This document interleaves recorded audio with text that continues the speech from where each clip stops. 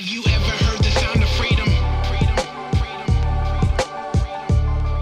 Have you ever heard the sound of freedom? You're listening to The Flip Side with Noah Filipiak, connecting the reality of the gospel to the grid of life.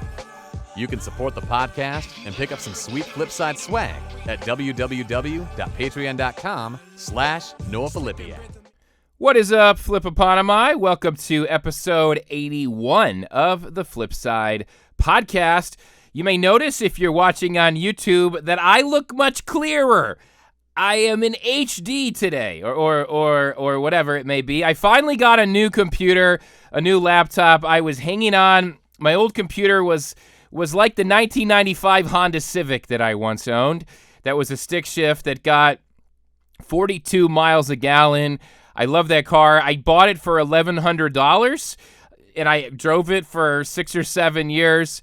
And I drove it until it just literally couldn't drive anymore. That was my last laptop, and I had to upgrade. So as I've told you, I'm working on a science fiction book, which is awesome.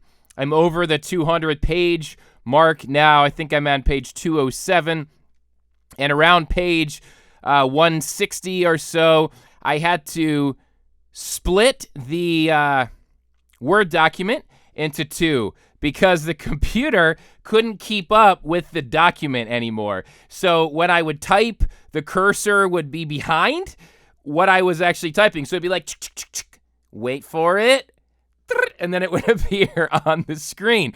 I've had some close calls and even some podcast interviews where I thought my computer was going to explode while using Zoom and recording all at the same time. So all that to say, let me give a big thanks to our Patreon supporters. We are up to 14 Patreon supporters, and as I told you, let me close this out because let me focus a little better here. All right, here we go. What I told you, post sabbatical, that's what it's called. And coming back, one of my main takeaways from my sabbatical was just figuring out how to make the Flip Side sustainable, how to do good episodes on a regular basis. And one of those things is the Flip Side needs to generate more income so that it can be more of a real job for me and so I can cover my overhead, mainly hiring a producer, but the income also helps me upgrade equipment. There may, by next episode, be a new microphone in studio so that I won't have this giant pop filter that covers my face for those of you that watch on YouTube. Then I won't be able to do this anymore. So anyway, just a big thanks to the Patreon supporters. We need to keep that growing, but I want to say a huge thanks to the 14 that we have. Special shout out to Sam, who came in as our 14th patron. Once we get to 15, yes, I will, as long promised, grow out the long, as in this way, handlebar mustache. I will, my promise to you is I will wear it for a week, and it will be a week that I'm preaching, so I will preach in a giant handlebar mustache. It will be on video and on Mosaic Church of Grand Rapids live stream for your viewing entertainment. So we just need one more. You can go to patreon.com/Noah Filipiak. When you do that, you'll get some sweet Flipside swag like this mug that I have here. My third favorite podcast is The Flipside. We have some non-goofy swag as well if you're more interested in that. Shout out to Angry Brew that is inside of this mug right now. Actually, Chris's Blend from 5 Lakes. And encourage you to head over to, as I'm wearing on my shirt, angrybrew.com. Pick up yourself some Chris's Blend or Angry Brew. Use promo code FLIP, and you will get 10% off your order, supporting a great Christian-owned company, as well as supporting the Flip Side in doing that. So thank you to those of you that have been buying coffee from 5 Lakes for the Flip Side. All right, so outside of those important things, we're going to jump into a topic today on unpacking purity culture. This was a requested topic that came in from the podcast survey that I did recently. And it's a good question because the term purity culture, I can't wait till I don't have this pop filter in front of me anymore. The term purity culture you've heard around, maybe. And a friend of mine recently described it as a new boogeyman term within, the Christian subculture that we live in, the blogosphere, the bookosphere, the podcastosphere. And boogeyman, what that means is, I've often heard critical race theory talked about as a boogeyman. And Chase Stansel and I broke down critical race theory maybe in episode 50, mid-50s. Go check the mid-50s and you'll hear that. But basically, it's a phrase that not everybody knows what it means. People kind of make up their own definition of what it means, and then they attach a lot of meaning to it that doesn't really mean that. And so this is a young friend of mine that I know via Beyond the Battle, and he was asking me about it, and for good reason, was kind of saying, man, it feels like when people talk about purity culture, they're just throwing out all things purity, as if it's okay to look at pornography, premarital sex is fine, and all these sorts of things. And so I just want to unpack purity culture in this episode, and that's what we're going to be talking about here in episode 81. And to start out with, I'm not critiquing any books out there on purity culture. I do not have the bandwidth to read all the new books that are coming out. This is not my full-time job doing the flip side. I am a pastor planting a church and writing as well. And so this is my thoughts on purity culture as someone who grew up in it. So I'm 40 years old, and again, just take all this as podcast. I love podcasting because this is not footnoted. This is just my thoughts. And so I'm saying, when I hear people talk about purity culture, it's typically millennials, later millennials like myself. So people that currently would be in their mid-30s, maybe early 30s. I'm 40 years old, so certainly early 40s, mid-40s, in that ballpark. Those of us that grew up in the church as teenagers in the 90s, early 90s, mid-90s, late 90s, give or take a few. And what we were taught in youth group and in me and those that I work with now, and certainly I've worked with dozens of men. I've worked now with over 100 men that have gone through our beyondthebattle.net online small groups. Always encouraging you guys to check that out. We're getting a new website as well. Shout out to that, which should be up here in a few days. But this is I talked to a lot of guys about their sex lives, about their struggles with sexual sin, unwanted sexual behavior, single guys, married guys, and the like.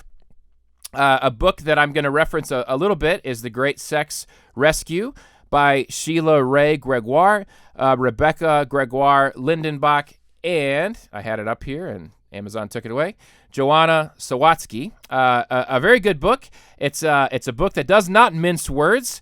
They critique a lot of popular books that are out there, but essentially what they did is they surveyed thousands of Christian women, mostly evangelical women, and they took they asked questions about their sex lives, and then they asked questions about, I believe they're all married women that they surveyed. They asked questions about their sex lives, and then they asked questions about what they were raised with around sex. And so it was essentially women that were raised in purity culture, and that has certain identifiers. And for me as a guy, it was a great read to read and being empathetic towards women that are married to husbands that were raised in purity culture, and women themselves that were raised in purity culture. And I'll reference a blog post by Sheila Ray Gregoire in a moment that talks through the some of the identifiers of what Sheila would count as purity culture. So what is purity culture? 10 essential ingredients, and we'll pop that into the show notes as well. But first of all, let me go over just some of the bullet points of my take on purity culture. So there's a lot of body shaming for women, and so this idea to cover up your body, it was put on women that women were essentially responsible for men's lust. So this idea is men are out of control in their lust, and they're if you wear something revealing, they're going to lust over you. So you'd better cover yourself up. And in that message, the message was your body is bad. And that's a greatly internalized message that was enmeshed into women in their teenage years and on into their adult years.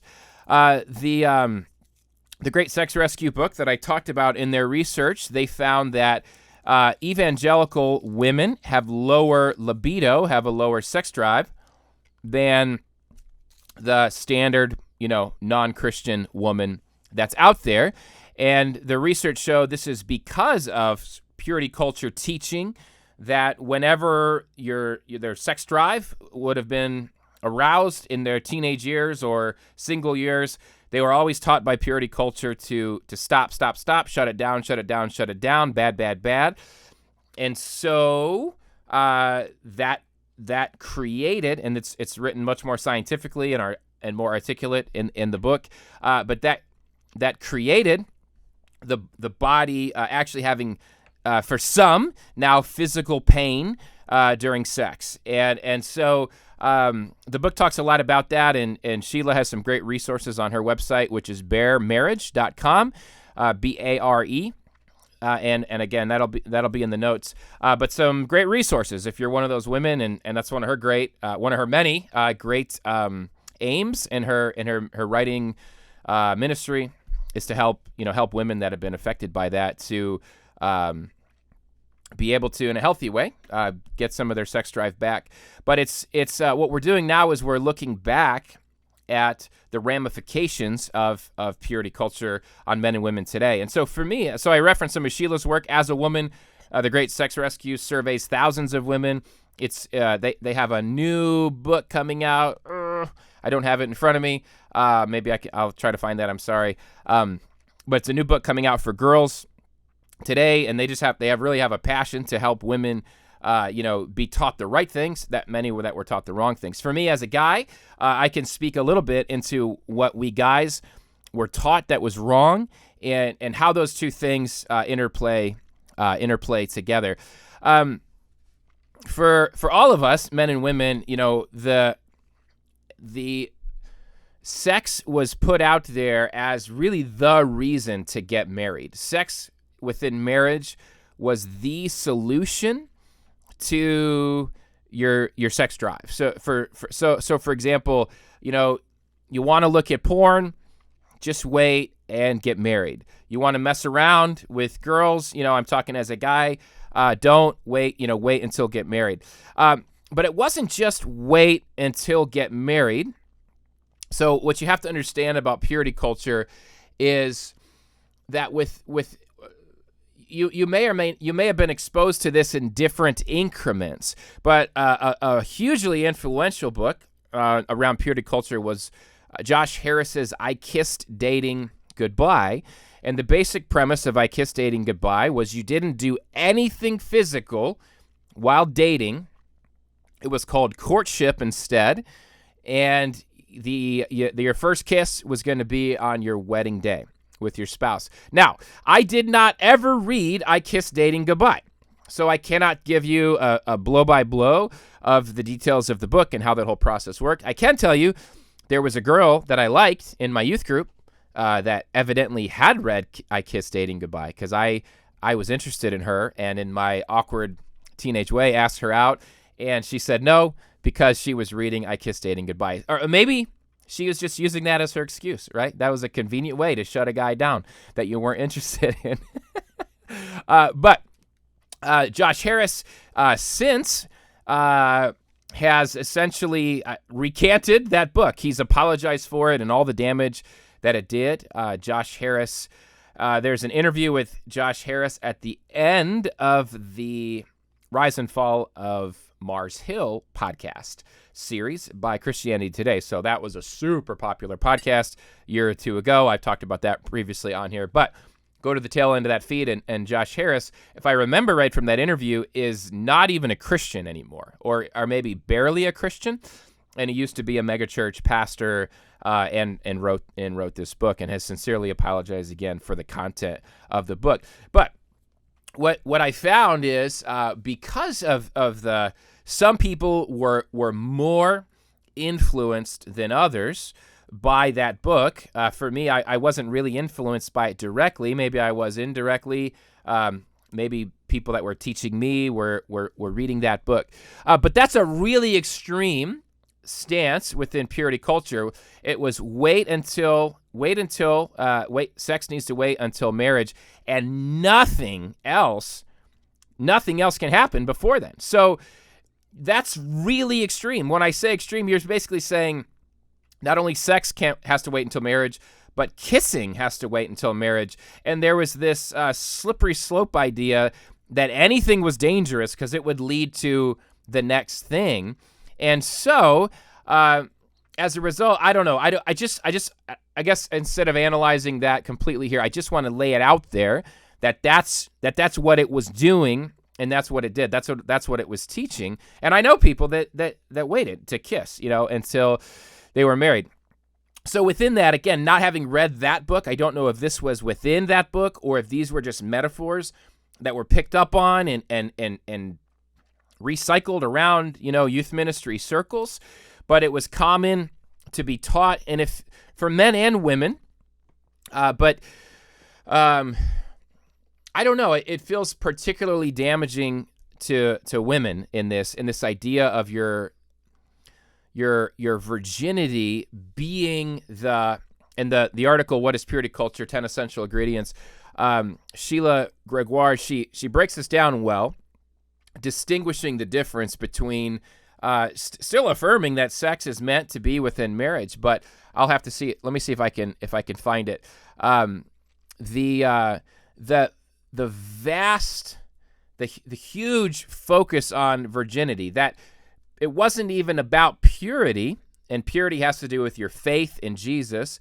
It has to do with virginity. And so the idea was, if you weren't a virgin, you were damaged goods. So the metaphor that I remember hearing growing up was presenting yourself to your spouse on your wedding day as a virgin, and not just a virgin that hadn't had intercourse, but hadn't done anything with anybody else. It was like presenting them with this beautiful gift that was unopened. The wrapping paper was beautiful. The bow on it was beautiful. And that was the gift you were giving to them. And the greater that gift was, the greater you would enjoy, sex on your wedding day. And anything that you did with other people, or even with that person prior to marriage, it was like tattering the wrapping paper. And to the extent that if you had sex, it was completely taking the wrapping paper off. It had happened, and it was now this damaged gift that you were giving to somebody. Another metaphor I've heard more recently, in podcast interviews and things like that, is a similar metaphor about a flower that would be wilted, and if you weren't a virgin, or you had done other things before marriage, that it was like a damaged flower, a wilted flower, a flower that didn't have all the petals on it. And it's, first of all, none of that is in Scripture, right? And what purity culture did in that sense is it just added this incredible amount of shame onto any teen that had done anything, and had it negates the whole idea of grace. Grace in your faith in Christ being the stuff in your past is not held against you. It's about going forward and understanding, moving forward. Yeah, this is God's design for sex, and here's why. Without it, what other sin could you talk about in that sense? That if you committed that sin, it's like you're permanently damaged. You're permanently scarred. You're permanently marred, let alone men and women that were sexually abused, that were raped, and then are told, there's some, and if you read the extreme stories, and they're certainly out there, it's sobering and staggering the type of abuses that occurred within this culture, to the point that women married their rapists because of being taught that what mattered was their virginity, or not having, if you had sex with this person, you just could not take that to your wedding day with somebody else. And so this is just some of the components, some of the pieces that are around this idea of purity culture. For me, as a guy, what that did to me is the idea of sex as the reward, that you get married basically to have sex, was it never taught me not to objectify women. And there's a whole chapter in this, or 2 chapters in this, in Beyond the Battle, if you want to dive into it deeper. But it was like, you want to look at porn, you want to objectify women, you want to, whatever, mess around with girls, you want to have sex before marriage. Don't do that. Instead, get married and have sex with your wife. And it was this idea, though no one ever said it directly, that a wife was a sex vending machine. And if you read The Great Sex Rescue, I mean, I'm not sure they use that language. That's a term that I've used in articles and things.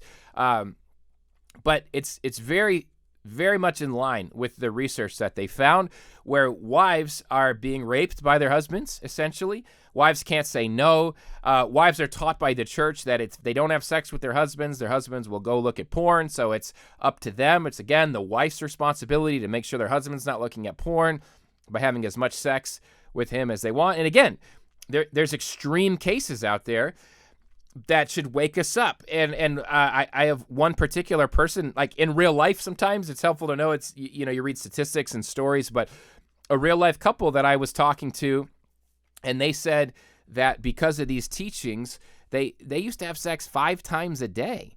And the woman was taught that she had to do that as a submissive wife and as a wife, to help her husband with these things. And so for tons of damage had been done to women because of that. And for guys, we not all of us, but I'll include myself in this, I don't think I knew what love was when I got married. Did I love my wife? Yes, I did. In the definition of love that I knew of. I mean, I was infatuated with my wife. I was very attracted to my wife.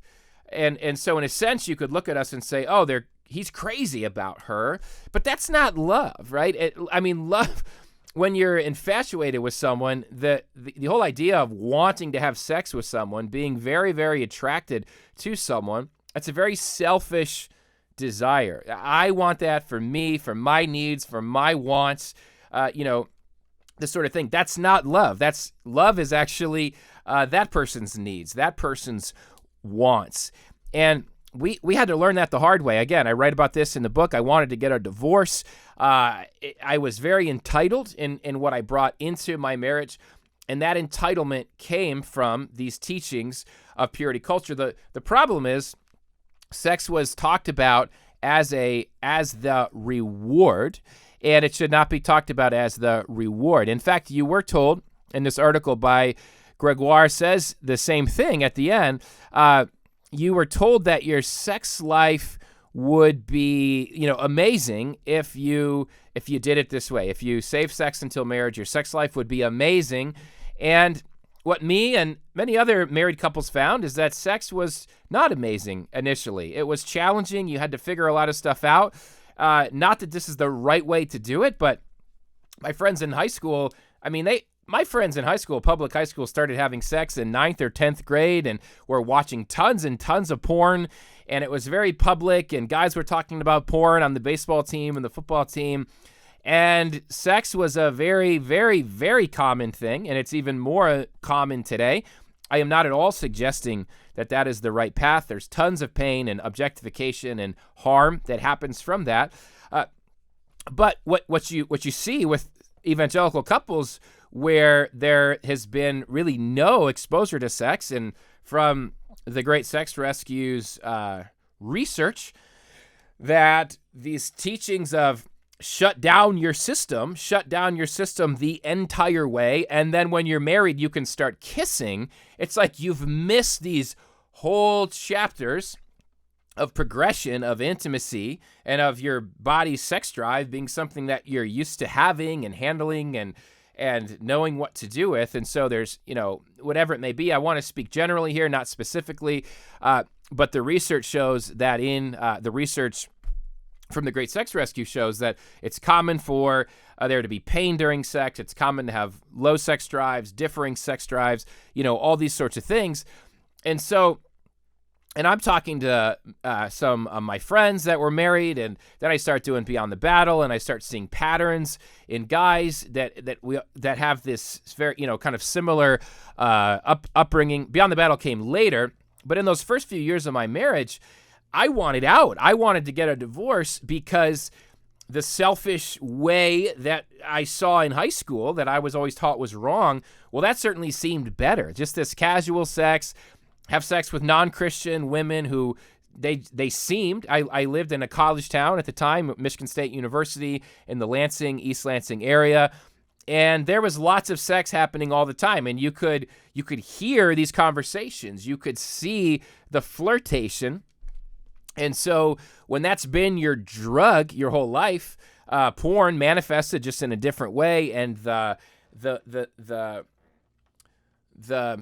can't think. I guess it'd be the pleasure sensors of somebody, wanting you, wanting to be with you, wanting you sexually. There's something very intoxicating about that. It's a drug, and again, we were taught to just get that fix met during marriage from our wife, and I have talked about that at length in other podcast episodes. Episode 60 is it's either 60 or 62 is my story on sex and pornography. I just did a 5-minute flip.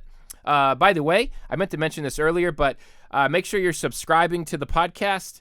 It's free. When I say subscribe, I just mean on Apple Podcasts or Google Podcasts. Make sure you're getting all the episodes, because I've been putting out a lot of little 5-minute flips, and those are just quick 15-minute, 10-minute, 5-minute episodes that are supplemental to the podcast, and we don't really advertise them anywhere else.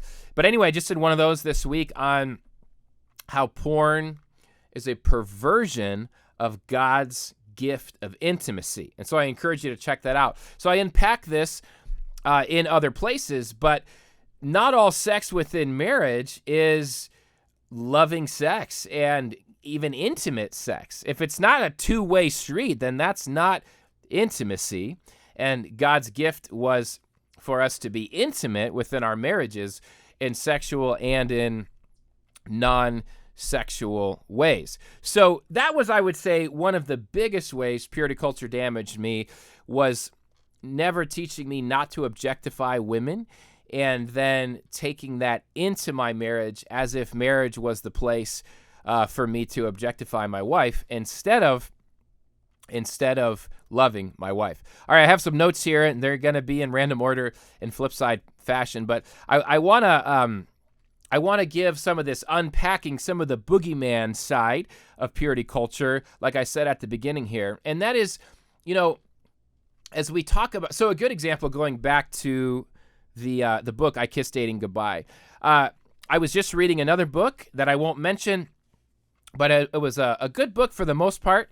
But this one section of the book, the author was very, very much influenced by the book I Kissed Dating Goodbye. Front and center, his church really, championed it as sort of a curriculum for all of their teens. And, he bought into it, hook, line, and sinker, this whole idea of not doing anything with a girl before your marriage, and then kissing on the day of your marriage. And the problem with this is you're such on that extreme of the pendulum that what do pendulums tend to do? They tend to swing, over to the other side, and you end up throwing out the baby with the bathwater. And that's what I want to talk about a bit here as we talk about the real dangers, and not just dangers, but the damages of purity culture. It doesn't mean that we throw out the baby at the bathwater on some of the things the Bible did talk about that were taught wrongly, but it doesn't mean that we need to stop teaching them altogether. So in this particular book, he had he really talked about pornography as if it were kind of as trite as the teaching of don't kiss a girl, don't make out with a girl before marriage. Kind of looking back at that, isn't that, look at the damage that did. Look at the repression that it made, men and women repress in all these different ways versus, and so the idea was porn is just this normal, natural thing for teenagers to be involved in, for young adults to be involved in. I got the sense maybe for any a person who's single, to be looking at porn is no big deal. And there was a mockery of accountability groups and just kind of a mockery of porn because of purity culture. I saw a Twitter account of a progressive pastor. I won't mention the name, but hip, cool, progressive, and progressive in that sense, and certainly theologically would go beyond Scripture in ways that I'm not comfortable with. And but they're pinned tweet. So you choose what tweet you want to pin on your Twitter account, and it stays at the top. It's the one that gets the most attention. And their pinned tweet was something along the lines of, again, I'm purposefully not quoting it, I'm just paraphrasing, was asking his audience, it was a guy, asking his audience kind of what are your most ridiculous purity culture examples?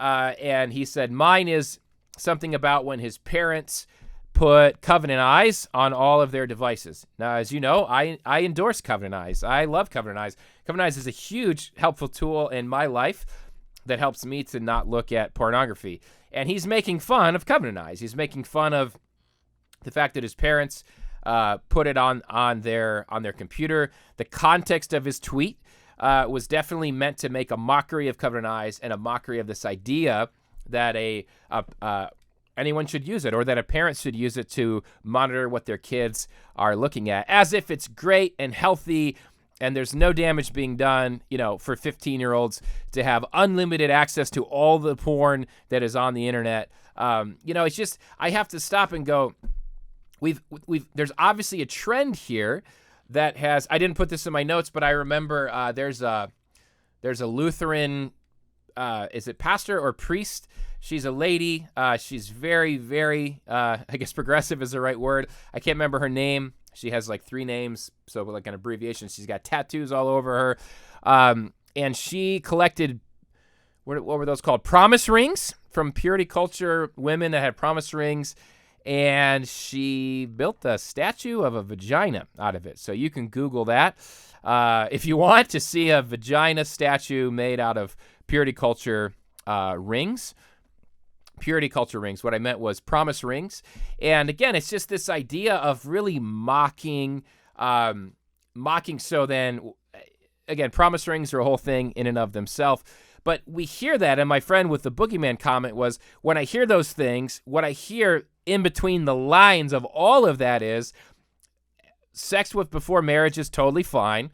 Pornography is totally fine. And it's to a point now where if you were to say anything about it, if I were to say something about sex before marriage and what the Bible says about that, or something about pornography, you could easily be looked down upon and go, oh, purity culture, hashtag purity culture. That's the idea of some of this boogeyman stuff. And I'm certainly not saying that all authors are doing this when it comes to the way that they approach purity culture. I'm just saying this is one of the things that I see on a macro level.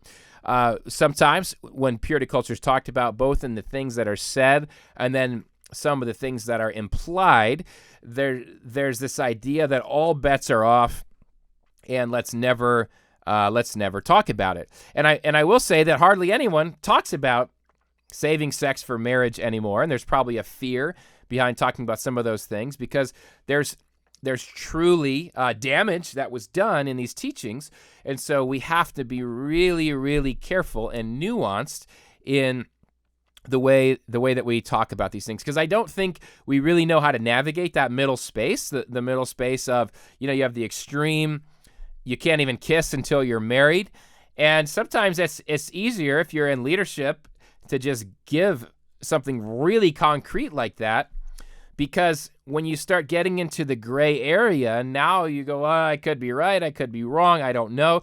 So then you go to the other extreme, the all bets are off extreme, and it's just really hard to navigate the middle space.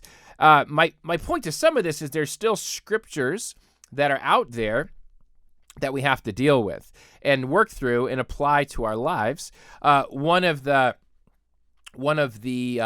scriptures that I often talk about when it comes to God's design for sex is 1 Corinthians 6:12 through 20, and it talks about quotes Genesis 2:24 that marriage is a man and a woman coming together to become one flesh. A man leaves his father and mother, unites with his wife to become one flesh. And elsewhere, I've talked at length about what one flesh means. It looks like, if you want to hear more, I just did a series on this at my church. Look up Mosaic Church of Grand Rapids. Depending on when you're looking at this, it would have been May of 2023. We did 4 sermons in a God and Sex series. One of them is called God's Design for Sex. But in verses 15 and 16, Paul says, if you unite yourself with a prostitute, which in Corinth would have been the way of having casual sex, there was lots of temple prostitution going on at the temple of Aphrodite. If you unite yourself with a prostitute, he said, should I do that? He says, never. Verse 16, do you not know that he who unites himself with a prostitute is one with her in body? For it is said, the two will become one flesh. And it's this idea that it's not just modern day prostitution. This was the casual sex of the day. And when we unite ourselves in body with someone, we become one flesh. And you could see how that message even could get taken and could be abused. It could be used to attach all of these awful metaphors to and ignore grace and all these things, which we cannot do. We have to treat this teaching just like we would any other teaching of Scripture within the balance of grace in our past and our future. And when we mess up and when we stumble and when we fall, all these sorts of things. But we have to still look at it and say, okay, God's design for sex is still one flesh. You also have to look at it and say, people got married back in the first century when they were 13 or 14 years old. When they hit puberty, they had to start having kids as soon as they could. And many children died and many women died during childbirth. And so having as many kids as you could as early as possible was really a part of survival. And so you didn't have this long, extended period of singleness where your body is sexually, not active, what's the word? Sexually mature. That's the word I'm looking for. Your body's sexually mature, but then there's this waiting period until marriage. You didn't really have that. You did have some people that were single, and certainly Paul talks about singleness and Jesus talks about singleness, so it wasn't that everyone was married, but the vast majority of people were getting married in arranged marriages and very early. So you have to look at that too and take that into context and how some of this stuff is taught. And again, I think that we'll talk about some of that. Now, I don't think I'm going to go there right now. There's one other passage that I think gets tossed around as well that's important to talk about, because the topic of modesty comes up a lot, like I already talked about, where modesty was a big part of purity culture. Women, you need to cover up, and not enough said to men about how to not objectify women. And I'm not a woman, and so I do have 3 daughters. I'm obviously married to a woman, and I have 3 daughters, and so my oldest is 11. She'll be 12 in November, heading into middle school, and we're not dealing quite yet with clothes that they wear, and things like that, and I certainly will have to deal with that. I think we definitely have to be careful not to communicate your body is a problem, cover it up, because that's going to put all this shame onto a woman. There is a passage in 1 Timothy 2:9 that we have to take into consideration. I also want the women to dress modestly with decency and propriety, adorning themselves not with elaborate hairstyles or gold or pearls or expensive clothes, but with good deeds appropriate for women who profess to worship God. And my point here is we do have to look at the context. The very next verse is one of the most controversial in Scripture that's widely debated, and scholars have extremely different views on. That's verse 11. A woman should learn in quietness and full submission. And it goes on, I do not permit a woman to teach or assume authority over a man. You can check out Preston Sprinkles going crazy on this right now in a good way. Theology in the Raw podcast. I just did a cohort with Preston on women in ministry leadership, specifically around this passage, and he's got some great interviews of scholars on both sides of the argument that are diving into that. But my point is, you can look at the verse on modesty and go, well, we'll throw that out because it's tied in with this cultural thing about women submitting, and so it doesn't apply anymore. I would pause on that. Also, as far as throwing the whole thing out, for that reason. But I do think it's really helpful to look at this and say, when you look at modesty, there's a much broader picture of modesty that's being talked about here. It's talking about the clothes that women wear, decency, propriety, which certainly is going to look different in different cultures. Decency and propriety is going to look very different in the first century than it's going to look today. I don't think there's black and white answers to this. I think there's a lot of discernment. There's going to be a lot of gray area, and different people are going to come to different conclusions. But it talks about elaborate hairstyles and gold and pearls and expensive clothes. So there was an element of wealth that was involved in this as well, where wealth and greed and materialism were being valued over, verse 10, good deeds appropriate for women who profess to worship God. So there was obviously something going on socioeconomically, materialism-wise within the church that in 1 Timothy, I think that's the church of Ephesus. Yes, it is.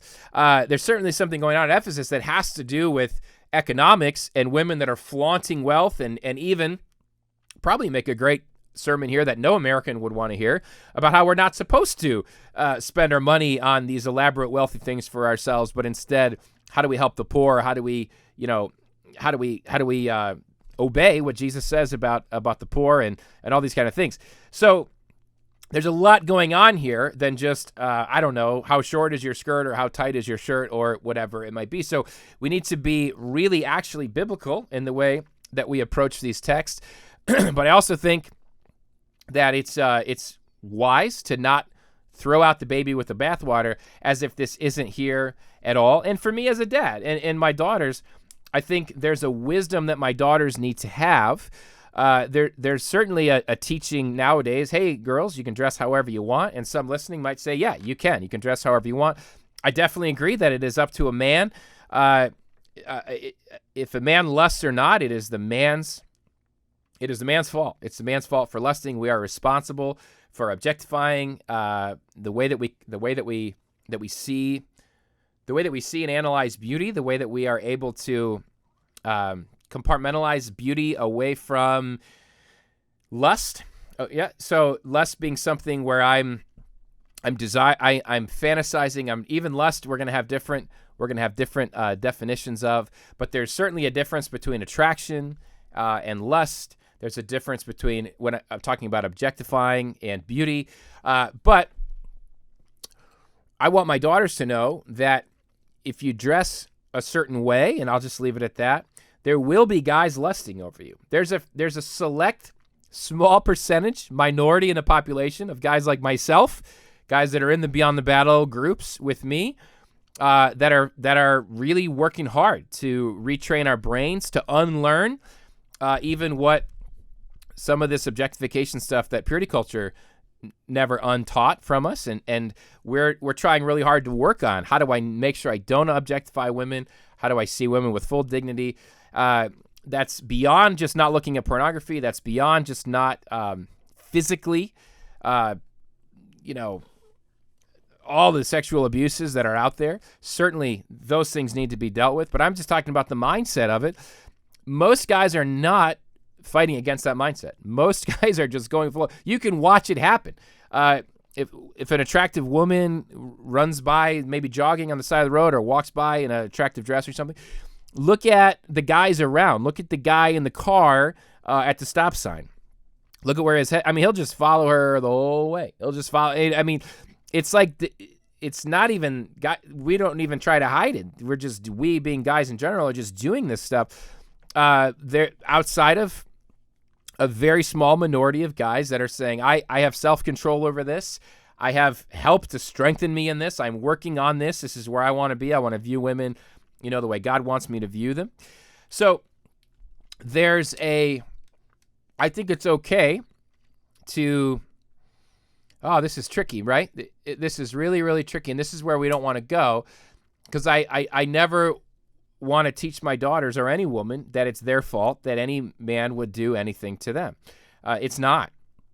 There's a reality to the depravity of our world and the mindset of guys out there, and there is danger. There can be danger, right? There's danger out there, and I think these conversations need to be had amongst women, and it's okay for a dad to talk about it with their daughters as well.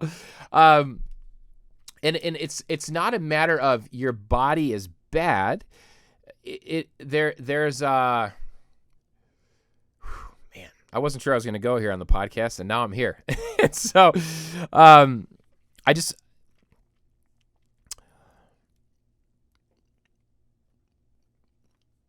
I don't think there's a I don't think there's a black and white answer to this. Let me just say that. But I don't think we should go one extreme or the other. I had someone, let me give you this example. I posted a blog. A friend of mine reached out and said, you should take that blog down.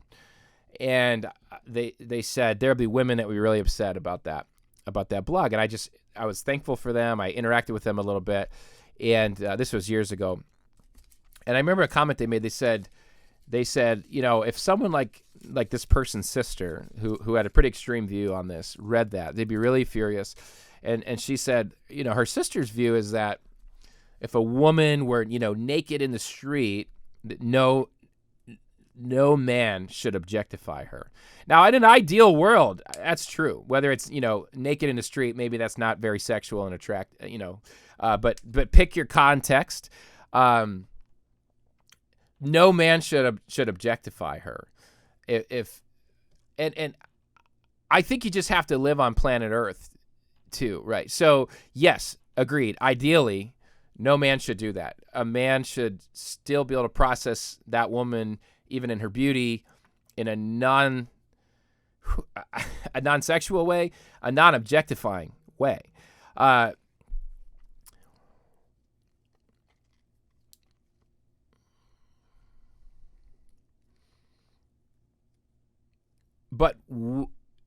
that would not be that would be a very dangerous situation to put yourself in if you were a woman. And unless when I say objectify, I don't mean rape. I don't mean touching. I mean just what guys are thinking about you.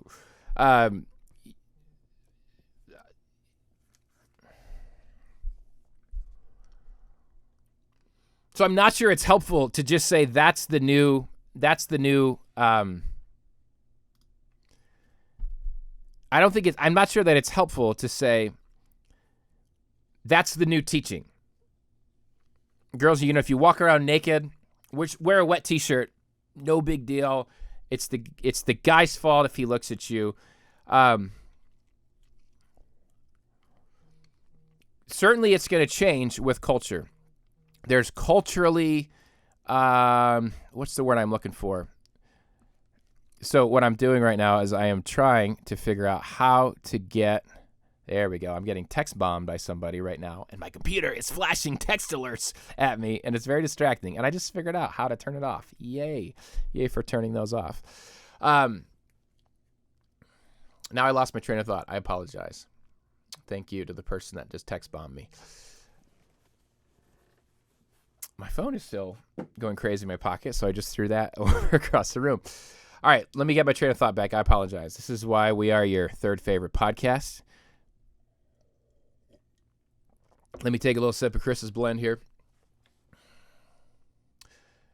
I was saying not the solution to say wear a wet t-shirt and, it's up to the guys not to lust over you. Oh, yeah, culturally, I think this is helpful to say every culture and even every setting within culture is going to have its own standards. What you wear to the beach is not the same thing that you'd wear to school or to the mall or whatever it may be.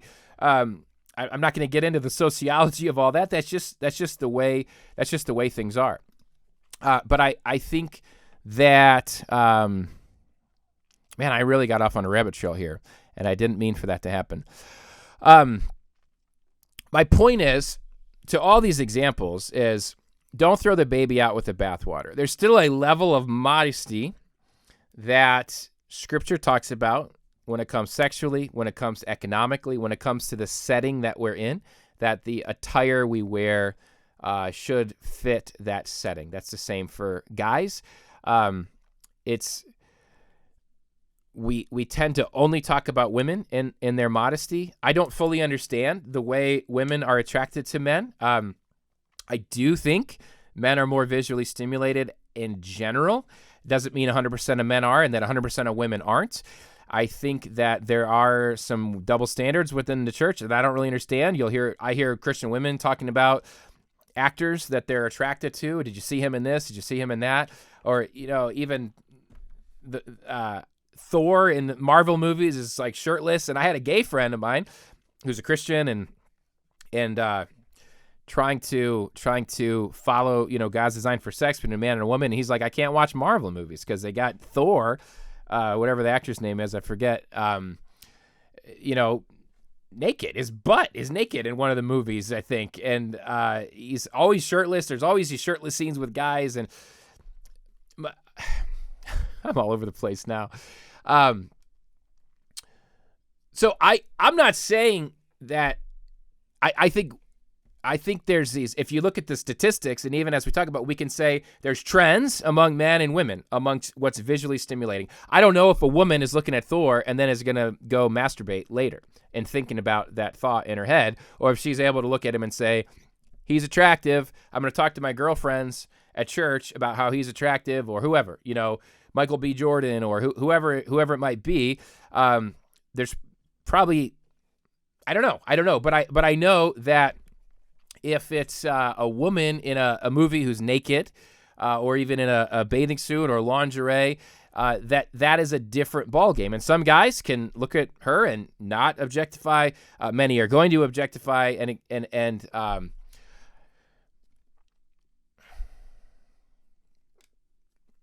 so it's a both and. I think what I'm saying is a both and.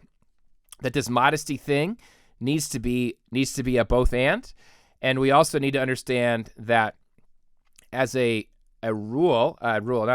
as a rule, but as a statistical trend, guys are more visually stimulated than women, and maybe that's really offensive. And if it is, let me know and correct me on how to say that differently.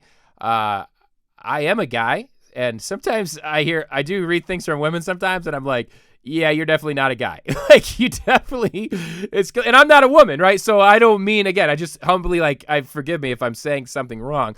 But there's a way that most guys think. Not all. Maybe 9 out of 10. I don't know, 8 out of 10. I don't want to shame guys that don't think in that way. I love what Greg Cole said. It certainly doesn't mean you're gay, by the way, if you don't think this way naturally, or maybe, got conditioned to think this way. Greg Cole's, in my last interview with him, I think it would have been in episode 80.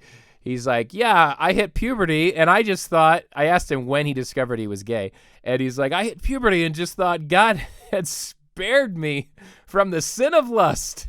And it wasn't until later that not too long after that I realized, oh no, it's my, lust tendencies are just towards men. It was funny the way that Greg said it. So, let me try to wrap this up.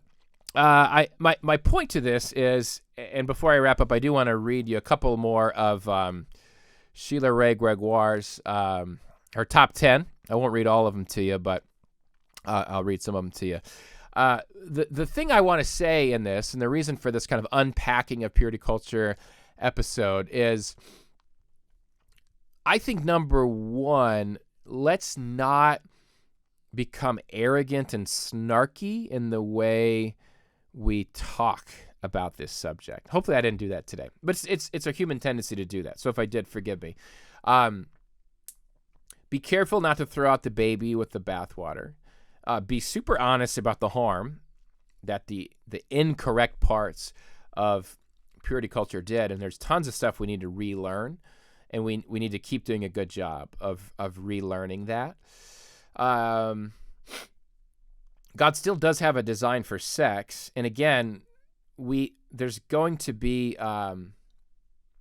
adaptations made. There's going to be adaptations made to a 2023 context where people now are getting married like at age 30. I got married at 21, which was like a purity culture thing. Get married really young, and it's okay if you're getting married young still. There's statistical problems with that. There's statistical problems with marrying someone before you know even what your career is going to be, before being into your career, before knowing what life balancing life and a career is like for a man and for a woman within marriage versus if you meet someone and you're age 30 and you've been doing life for a while and your personality's kind of what it's going to be or your tendencies or whatever. Where my wife and I got married at 21 and 22, and we had a rocky several first years of our marriage. I mean, in many ways, we've had a difficult marriage up to this point that I'm very thankful for. We've had to learn to love each other, I think, in a very true biblical way, and that's been beautiful. But my point is that we cannot apply, which is what I Kissed Dating Goodbye did, a first century Jewish model of courtship or whatever it may be to 2023 and say, oh, yeah, you shouldn't kiss, you should court. To be 14 and 15 and be thinking about marriage, you should think about marriage in the sense that God's design for sex is marriage, not this sort of casual, I'm going to have sex with whoever I want my whole life. Many of my friends from high school are still doing that now, into their 40s, and it just never stops. I'm not saying don't think about marriage, but I don't think it's healthy to look at 14 or 15, say I'm going to court this person for marriage someday. You wouldn't make huge life-altering decisions at age 8. You wouldn't make huge life-altering decisions at age 13, age 14, age 15. You start making some at age 18, but you look back at some of the things you did at 18, 19, 20, 21 years old, and you go, man, I didn't know what I know now, right? And so my point is, and I'm not saying wait till you're 30 to get married either. I'm just saying that statistically that's what's happening for many reasons. And so we do have to figure out, that's the challenge of being pastoral, is applying biblical principles being God's design for sex is between a man and a woman within marriage. It makes you one flesh, into a 2023 concept, a first century concept where people were having sex at age 13 and 14 because they were getting married at age 13 and 14. The average lifespan in the first century was 25 years old. That did include all of the high infant mortality rate, but it's still, people weren't living necessarily into their 70s, 80s, etc. People were getting married really young and started having sex when they're 13, 14, 15 years old. We just have a very different world today. I do not think the answer is just start having sex when you're 13, 15, because again, these were real marriages. There was real stability, and there was a very family system as well, where you got married at 13, 14. But in Jewish culture and some Jewish culture, the dad would have just built a room onto the house that the son and his bride would have moved into. And, when Jesus got lost when he was 12 and he was at the temple and his parents didn't know where he was, it's just because they thought that aunt and uncle and cousins were watching him, because it was a very, very communal culture. So again, I don't recommend, I'm not saying 13 and 14-year-olds should get married now. There's not the same support that there was back then. It's just a completely different culture than it is now, in the way we raise families, the way we do families, the way we do economics, the way we support one another. Even in a woman's ability to live independently, which really didn't exist back in the first century either, to take that into account. So then we have to figure out how to apply it to 2023, and everybody wants to listen to the flip side and Noah tell them, here's how to apply it, or listen to your pastor to tell you how to apply it, or find your favorite writer to tell you how to apply it. I think that's how we got in trouble back in purity culture. We put too much authority in someone like Josh Harris or whoever it may be, and we say, well, they said this, so this is how we must apply it. I think that's what we need to stop doing. There's obviously a middle ground to apply these things to today, to say we know this is what God says.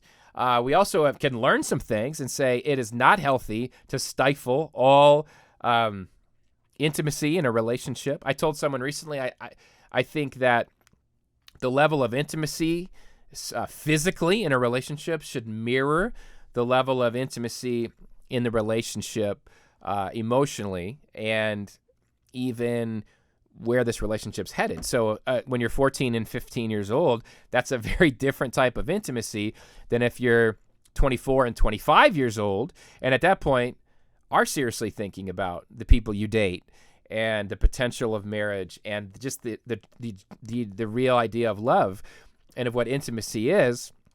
And intimacy is going to build in your relationship. And I think those are things that we have to be real about. And through the counsel of you and the other person and some trusted friends, I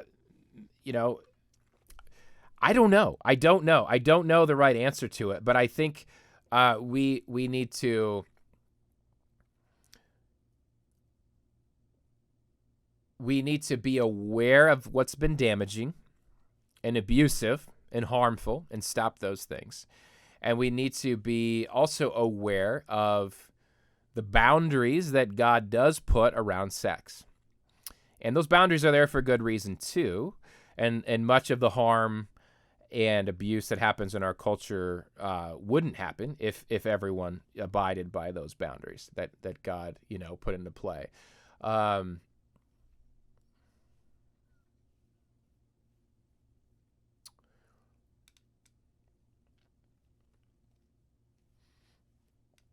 We've unpacked purity culture.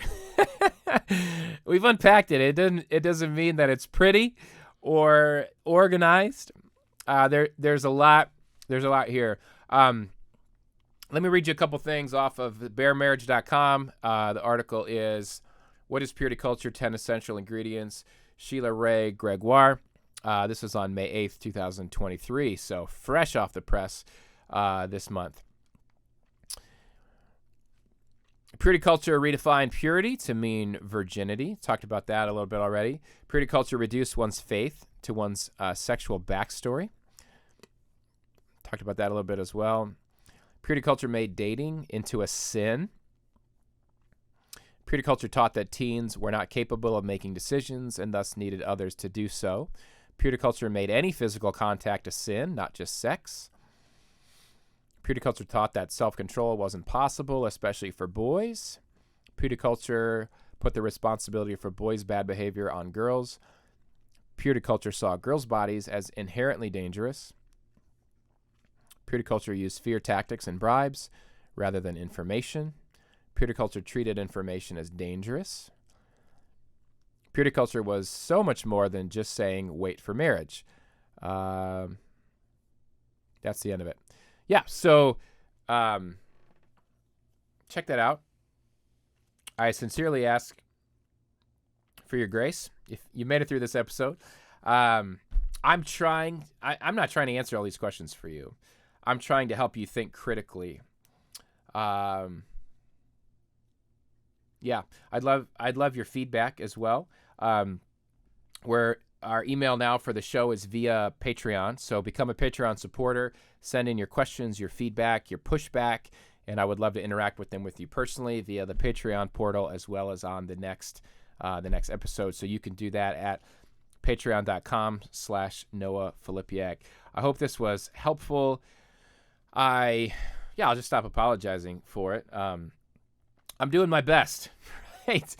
I'm doing my best, and help me be better. Help me do better. And I hope that this episode today helps you do better and be better as well.